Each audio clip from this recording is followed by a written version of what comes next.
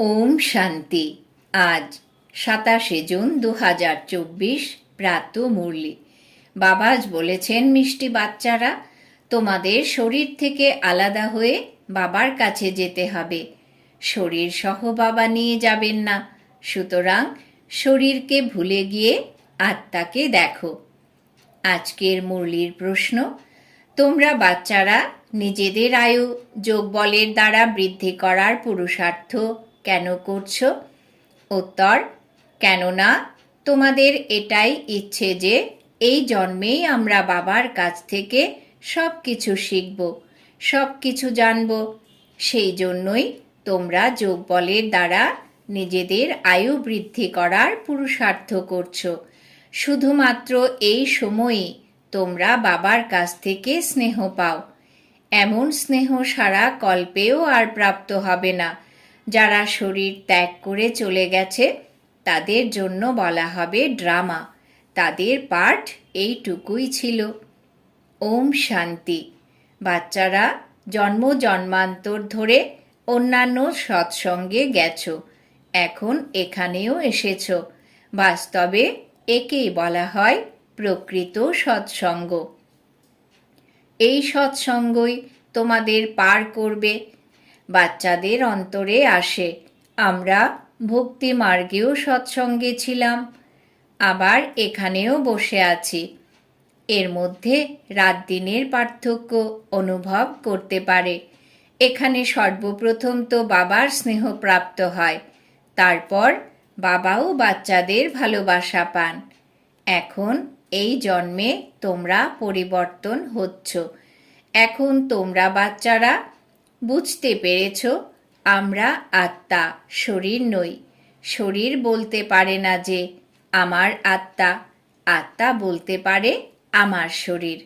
এখন বাচ্চারা বুঝেছে যে জন্ম জন্মান্তর সাধু সন্ত মহাত্মা ইত্যাদিদের সঙ্গ করে এসেছি। আজকাল তো ফ্যাশন হয়ে গেছে, সাই বাবা, মেহের বাবা, ওরা সব তো শরীরধারী। শরীরধারীর ভালোবাসায় কোনো সুখ শান্তি প্রাপ্ত হয় না।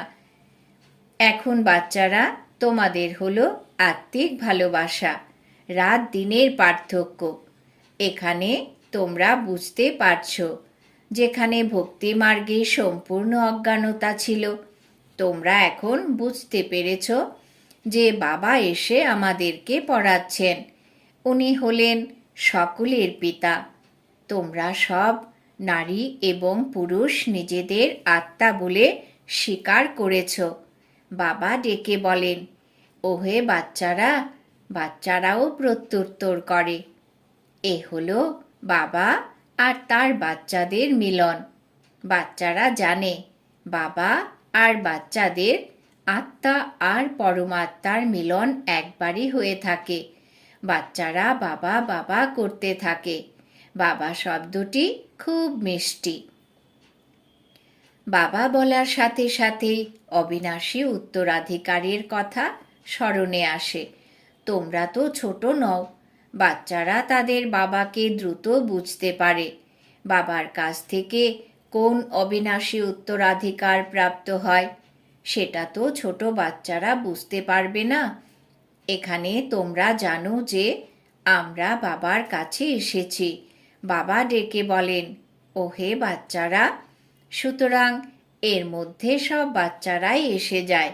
সব আত্মারাই পরমধাম গৃহ থেকে এখানে আসে পার্ট প্লে করতে। কে কখন পার্ট প্লে করতে আসে তাও বুদ্ধিতে আছে। সবার সেকশন আলাদা আলাদা। যেখান থেকে আত্মারা আসে, তারপর একদম অন্তিমে সবাই নিজ নিজ সেকশনে চলে যায়। এটাও ড্রামাতে নির্ধারিত। বাবা কাউকে পাঠান না, স্বয়ংক্রিয়ভাবেই এই ড্রামা তৈরি হয়েছে। প্রত্যেকেই নিজের নিজের ধর্মে প্রবেশ করতে থাকে। বুদ্ধের ধর্ম স্থাপনা না হওয়া পর্যন্ত কেউ ওই ধর্মে প্রবেশ করতে পারবে না। সর্বপ্রথম সূর্যবংশী চন্দ্রবংশীরাই আসে। যারা বাবার কাছ থেকে ভালোভাবে ঈশ্বরীয় পড়াশোনা রপ্ত করতে পারবে তারাই নম্বর অনুসারে সূর্যবংশী চন্দ্রবংশীতে শরীর ধারণ করবে। ওখানে বিকারের কোনো প্রশ্নই নেই। যোগ বলের দ্বারা আত্মা এসে গর্ভে প্রবেশ করে। যোগ দ্বারাই বুঝতে পারে যে আমার আত্মা ওই শরীরে প্রবেশ করবে। বৃদ্ধরাও বুঝতে পারবে আমার আত্মা যোগ বলের দ্বারা এই শরীর ধারণ করবে। আমার আত্মা এখন পুনর্জন্ম নেবে। সেই পিতাও বুঝতে পারেন আমাদের কাছে সন্তান এসেছে, বাচ্চার আত্মা আসছে, যার সাক্ষাৎকারও হয়। আত্মা বুঝতে পারে এবার সে অন্য শরীরে প্রবেশ করবে। এই চিন্তন মনে জাগে, তাই না? নিশ্চয়ই ওখানকার নিয়ম অনুযায়ী হবে যে সন্তান কোন বয়সে তাদের জীবনে আসবে। ওখানে সব কিছুই নিয়ম অনুসারে চলে। তোমরাও যেমন যেমন অগ্রসর হবে সেভাবেই সব কিছু অনুভব হতে থাকবে। সব বুঝতে পারবে। এমন নয় যে 15-20 বছর বয়সেই সন্তান জন্মগ্রহণ করবে, যেমনটা এখানে হয়ে থাকে, তা নয়। ওখানে আয়ু হলো 150 বছরের। সুতরাং জীবনের অর্ধেক পথ অতিক্রম করার কিছু সময় আগে সন্তান জন্মগ্রহণ করবে। ওই সময়ই পুত্র সন্তান আসে, কেননা ওখানে আয়ু দীর্ঘ হয়। একটি পুত্র সন্তানই জন্মগ্রহণ করে, তারপর কন্যা সন্তান জন্মগ্রহণ করে। এটাই নিয়ম। প্রথমে পুত্রের আত্মা আসে, তারপর কন্যার আত্মা আসে। বিবেক বলে প্রথম সন্তান আসা উচিত। প্রথমে মেল, তারপর ফিমেল। 10-12 বছর পরে কন্যা সন্তান আসবে। তোমরা বাচ্চারা যেমন যেমন অগ্রসর হবে তেমনই সব সাক্ষাৎকার হবে। ওখানে নিয়ম কানুন কেমন, সব বিষয়ে নতুন দুনিয়ার স্থাপনাকারী বাবা বসে সব ব্যাখ্যা করে থাকেন। বাবাই নতুন দুনিয়া স্থাপন করে থাকেন। নিয়ম কানুনও নিশ্চয়ই শোনাবেন যে নতুন জগতের রীতিনীতি কেমন হবে। তোমাদের অগ্রসর হওয়ার সাথে সাথে তিনি আরও অনেক কিছু শোনাবেন, আর তোমাদেরও সাক্ষাৎকার হতে থাকবে। সন্তান কিভাবে জন্মগ্রহণ করে এই কোনো নতুন বিষয় নয়। তোমরা তো এমনই জায়গায় যাও যেখানে কল্পে কল্পে যেতে হয়। বৈকুণ্ঠ তো এখন সামনেই অপেক্ষা করছে। তোমরা তার খুব কাছাকাছি পৌঁছে গেছো। যোগবল দ্বারা যত শক্তি অর্জন করবে ততই প্রতিটি বিষয় খুব কাছ থেকে প্রত্যক্ষ করতে পারবে। অনেকবার তোমরা তোমাদের রোল প্লে করেছো। এখন তোমরা বুঝতে পারছো, যা তোমরা সঙ্গে করে নিয়ে যাবে। ওখানকার রীতিনীতি কেমন হবে সব জানতে পারবে। প্রারম্ভিক অবস্থায় তোমাদের সব সাক্ষাৎকার হয়েছিল। ওই সময় তোমরা অল্ফ আর বে বিষয়েই পড়তে। শেষ অবস্থায় তোমাদের অবশ্যই সাক্ষাৎকার হওয়া উচিত। সুতরাং বাবা বসে সব শোনান। ওই সব প্রত্যক্ষ করার বাসনা তোমাদের এখানেই হবে। অন্তর্মনে এই অনুভব হবে যে শরীর ত্যাগ করার আগেই সব কিছু দেখে যেতে হবে। আয়ু বৃদ্ধি করার জন্যই প্রয়োজন যোগবল, যার দ্বারা তোমরা বাবার কাছ থেকে সব কিছু শুনতে এবং সাক্ষাৎকার করতে পারবে। যারা ইতিমধ্যে চলে গেছে সে সম্পর্কে মনন করা উচিত নয়। এটাও ড্রামার অংশ, যেখানে তাদের এটুকুই পাঠ ছিল। ভাগ্যে ছিল না। বাবার কাছে স্নেহ পাওয়ার কারণ যত তোমরা সেবাধারী হয়ে উঠবে ততই বাবার স্নেহশীল হয়ে উঠবে। তোমরা বাচ্চারা যত বেশি সেবা করবে, যত বাবাকে স্মরণ করবে, ততই স্মরণে শক্তিশালী হয়ে উঠবে। তোমরা সেই আনন্দ উপলব্ধি করতে পারবে। এখনই তোমরা ঈশ্বরীয় সন্তান হও। বাবা বলেন, তোমরা আত্মারা আমার কাছেই ছিলে, তাই না? ভক্তিমার্গে মুক্তির জন্য অনেক প্রচেষ্টা করে, জীবন মুক্তি তো জানেই না। এই নলেজ অতি রমণীয়, এর প্রতি অগাধ ভালোবাসা থাকে। তিনি একাধারে পিতা, শিক্ষক এবং সদ্গুরু। তিনি প্রকৃত সত্য সুপ্রিম পিতা, যিনি আমাদের 21 জন্মের জন্য সুখধামে নিয়ে যান। আত্মাই দুঃখী হয়, দুঃখ সুখ আত্মাই ভোগ করে থাকে। বলাও হয়ে থাকে পাপাত্মা পুণ্যাত্মা। এখন বাবা এসেছেন আমাদের সর্ব দুঃখ থেকে মুক্তি দিতে। এখন তোমরা বাচ্চারা অসীম জগতে যেতে হবে, সেখানে গিয়ে সবাই সুখী হবে, সম্পূর্ণ দুনিয়া সুখে ভরে উঠবে। তোমরা এখন বুঝতে পেরেছ ড্রামায় প্রত্যেকের পার্ট আছে। তোমরা এখন কত খুশি অনুভব করো। বাবা এসেছেন আমাদের স্বর্গে নিয়ে যেতে, আমাদের সব আত্মাদের স্বর্গে নিয়ে যাবেন। বাবা তোমাদের ধৈর্য দেন। মিষ্টি মিষ্টি বাচ্চারা, আমি তোমাদের সব দুঃখ দূর করতে এসেছি। এমন বাবার প্রতি কতখানি ভালোবাসা থাকা উচিত। সমস্ত সম্পর্ক তোমাদের দুঃখ দিয়েছে। সন্তানরা এখানে সবসময় দুঃখের কারণ। তোমরা দুঃখী হয়েছ, দুঃখের কথাই শুনে এসেছ। এখন বাবা সব কিছুই বুঝিয়ে বলছেন, অনেকবার বুঝিয়েছেন, আর চক্রবর্তী রাজা বানিয়েছেন। সুতরাং যে বাবা আমাদের এমন স্বর্গের মালিক করে তুলেছেন, তার প্রতি কতখানি বাবা বলেছেন, বাবা আমাদের স্বর্গের মালিক করে তুলছেন, তার প্রতি কতখানি ভালোবাসা থাকা উচিত। একমাত্র বাবাকেই তোমরা স্মরণ করো। বাবা ছাড়া আর কোনো সম্পর্ক নয়। আত্মাকেই বোঝানো হয় আমরা সুপ্রিম পিতার সন্তান। এখন ঠিক যেভাবে আমরা পথের হদিশ পেয়েছি, ঠিক সেভাবেই অন্যদেরও সুখের পথ বলে দিতে হবে। তোমাদের সুখ শুধুমাত্র অর্ধকল্পের জন্য নয়, কল্পের 3/4 সময়কালের জন্য। তোমাদের কাছেও কেউ কেউ আত্মসমর্পণ করবে, কেননা তোমরা তাদের কাছে বাবার বার্তা পৌঁছে দিয়ে তাদের দুঃখ দূর করে থাকো। তোমরা বুঝতে পেরেছ ব্রহ্মা বাবাও এই নলেজ সুপ্রিম পিতার কাছ থেকেই প্রাপ্ত করেছেন।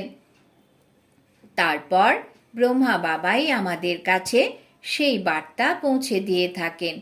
আমরাও তারপর অন্যদের কাছে বার্তা পৌঁছে দিই। বাবার পরিচয় দিয়ে সব বাচ্চাদের অজ্ঞানতা নিদ্রা থেকে জাগিয়ে তুলি।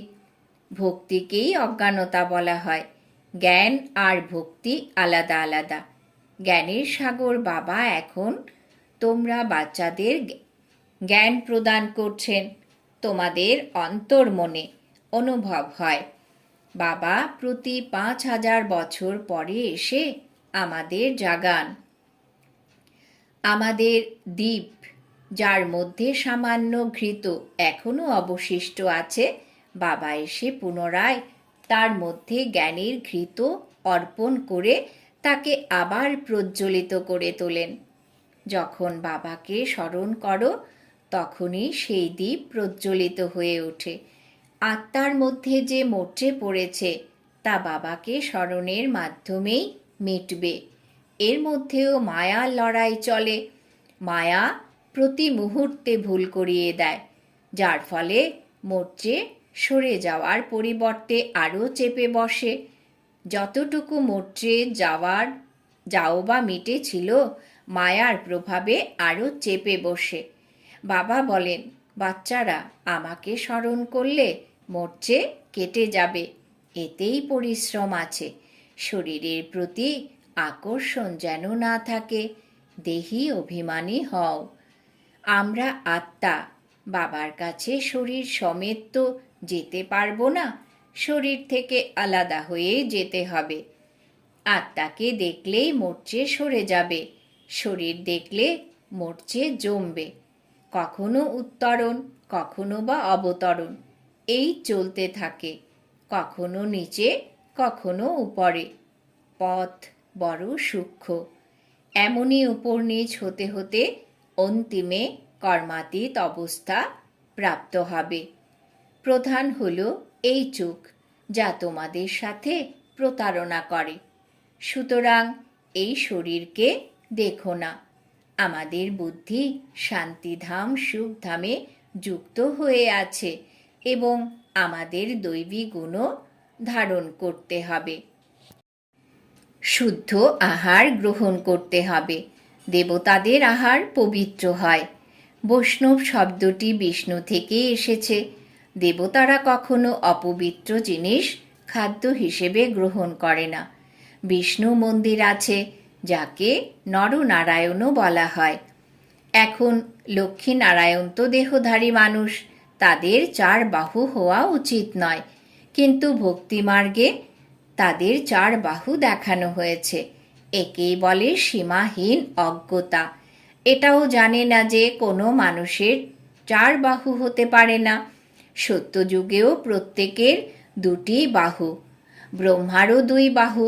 ব্রহ্মার কন্যা সরস্বতী, দুজনের মিলিতভাবে 4 বাহু দেখানো হয়েছে। সরস্বতী ব্রহ্মার স্ত্রী নন, ইনি তো প্রজাপিতা ব্রহ্মার কন্যা। যত সংখ্যক বাচ্চা দত্তক নেওয়া হয়, বাহু তত বৃদ্ধি পেতে থাকে। ব্রহ্মার 108 বাহু বলা হয়ে থাকে।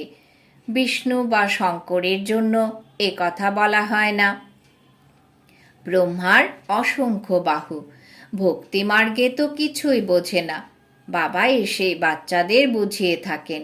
তোমরাও বলে থাকো, বাবা এসেই আমাদের বিচক্ষণ বানিয়ে তোলেন। মানুষ বলে থাকে, আমরা শিব ভক্ত। আচ্ছা, তোমরা শিবকে কি মনে করো? এখন তোমরা বুঝতে পেরেছ, শিব বাবা সমস্ত আত্মার পিতা। সেই জন্যই ওনার পুজো করে। প্রধান বিষয় বাবাই বলে থাকেন, মামেকম স্মরণ করো। তোমরাও আহ্বান করে বলেছ, হে পতিত পাবন, এসে আমাদের পবিত্র করে তোলো। সবাই অবিরত বলতে থাকে, পতিত পাবন সীতারাম। গীতও গায়। ব্রহ্মা বাবা তো জানতেনই না যে বাবা স্বয়ং এসে তার মধ্যে প্রবেশ করবেন। কি আশ্চর্যের বিষয়! কখনো কল্পনাও করেননি আগে। প্রথমে তিনি অবাক হয়ে ভাবতেন, এটা তার সাথে কি ঘটছে। আমি যখন কাউকে দেখতাম, সে আকৃষ্ট হতো। এসব কি ঘটছে? শিব বাবাই আকৃষ্ট করতেন। তার সামনে এসে কেউ বসলেই ধ্যানে চলে যেত। তিনি অবাক হয়ে ভাবতেন, এসব কি হচ্ছে। এই সব বিষয় বোঝার জন্য নির্জনতা প্রয়োজন, আর তখন থেকেই বৈরাগ্য আসে। তিনি ভাবতে লাগলেন, কোথায় যাব? ঠিক আছে, বেনারসে যাব। এটা ছিল সেই আকর্ষণ যা তাকে দিয়ে সব করিয়ে নিতে তৈরি করে তুলেছিল। এত বিশাল ব্যবসা, সব ছেড়ে চলে গিয়েছিলেন। সেই মানুষগুলো কি করে বুঝবে কেন তিনি বেনারসে চলে গেলেন? সেখানে গিয়ে একটা বড় বাগিচায় বসলেন। হাতে একটা পেন্সিল নিয়ে দেয়ালের উপর চক্র আঁকতে লাগলেন। বাবা কি করাতে চান কিছুই বুঝতে পারছিলেন না। রাতে ঘুমিয়ে পড়লে মনে হতো কোথায় উড়ে চলেছেন, তারপর আবার যেন নিচে নেমে আসতেন। কিছুই বুঝতে পারতেন না কেন এমন হচ্ছে। প্রথম দিকে এই রকম অনেক সাক্ষাৎকার হতো। বাচ্চারাও বসে বসে ধ্যানে চলে যেত। তোমরা অনেক কিছু দেখেছ, তোমরা বলতে পারো, আমরা যা দেখেছি তা তোমরা দেখোনি। অন্তিমে বাবা অনেক সাক্ষাৎকার করাবেন, কেননা তোমরা ক্রমশ অনেক নিকটে চলে যাবে। আচ্ছা, মিষ্টি মিষ্টি হারানিধি বাচ্চাদের প্রতি মাতা পিতা বাপ দাদার স্মরণের স্নেহ সুমন আর সুপ্রভাত। আত্মাদের পিতা তার আত্মারূপী বাচ্চাদেরকে জানাচ্ছেন নমস্কার। আমরা আত্মারূপী বাচ্চারা আমাদের মাতা পিতা বাপ দাদাকে জানাই স্মরণের স্নেহ সুমন, সুপ্রভাত, নমস্কার। ধারণার জন্যে মুখ্য সার। বাবার সন্দেশ অর্থাৎ বার্তা শুনিয়ে সবার দুঃখ দূর করতে হবে, সবাইকে সুখের পথ বলে দিতে হবে, সীমিত থেকে বেরিয়ে অসীমে যেতে হবে। 2 নম্বর, অন্তিমে সব সাক্ষাৎকার করার জন্য তথা বাবার স্নেহে লালিত হওয়ার জন্য জ্ঞান যোগে শক্তিশালী হয়ে উঠতে হবে। অন্যদের কথা চিন্তন না করে যোগ বলের দ্বারা নিজের আয়ু বৃদ্ধি করতে হবে। বরদান। বাবা আজ বরদান দিয়েছেন অমনোযোগিতা আর ইগোকে ছাড়ার প্রতি অ্যাটেনশন দিয়ে বাবার সাহায্যের পাত্র হওয়া সহজ পুরুষার্থী ভব। অমনোযোগিতা আর ইগোকে ছাড়ার প্রতি অ্যাটেনশন দিয়ে বাবার সাহায্যের পাত্র হওয়া সহজ পুরুষার্থী ভব। ব্যাখ্যা: কিছু বাচ্চা সাহস রাখার পরিবর্তে অমনোযোগিতার কারণে ইগোতে এসে যায় যে আমি তো সর্বদাই যোগ্য পাত্র, বাবা আমাকে সাহায্য করবেন না তো আর কাকে করবেন। এই অহমিকার কারণে সাহস রাখার বিধিকে ভুলে যায়। কিছু বাচ্চার মধ্যে তো আবার অ্যাটেনশন পাওয়ার অহমিকাও থাকে, যা কিনা বাবার সহায়তা থেকে বঞ্চিত করে দেয়। মনে করে আমি তো অনেক যোগ করেছি, জ্ঞানী যোগী আত্মা হয়ে গেছি, সেবার রাজধানী হয়ে গেছি। এই প্রকারে অহমিকাকে ছেড়ে সাহসিকতার আধারে বাবার সহায়তা প্রাপ্ত করার পাত্র হও, তাহলে সহজ পুরুষার্থী হয়ে যাবে। স্লোগান: যে ওয়েস্ট আর নেগেটিভ সংকল্প চলছে তাকে পরিবর্তন করে বিশ্ব কল্যাণের কাজে লাগাও।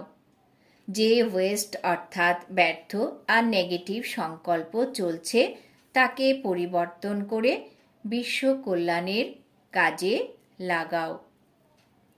আজকের সমান আমি সহজ পুরুষার্থী আত্মা। ওম শান্তি।